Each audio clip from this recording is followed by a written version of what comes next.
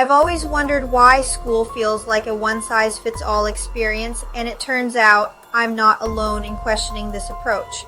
Our current education system, with its standardized curricula and rigid structures, often ignores individual needs and abilities. Students are assigned to schools based on their address, funneled into predetermined classes, and expected to learn at the same pace as their peers. Paulo Freire argues that oppression in education stems from a lack of choice.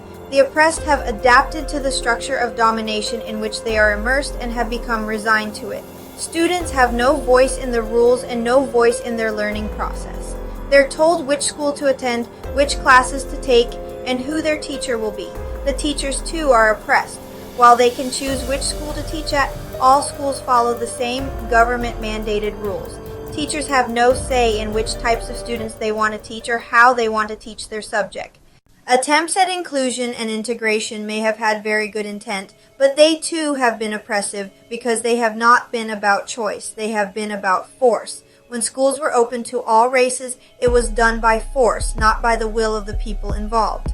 In Teaching to Transgress, Bell Hooks describes her experience with forced racial integration. She went from a loving all-black school where she was treated as a whole person and an individual to a white school with forced integration where she was treated as a political pawn used by teachers and staff to reinforce stereotypes. She started to hate education and going to school where she previously loved it. In the case of Bell Hooks, forced integration was along racial lines. Today, we might need to consider integration along different identifying factors, perhaps political ideologies. The identifying factor will change over time, but the system should work for whatever that factor is.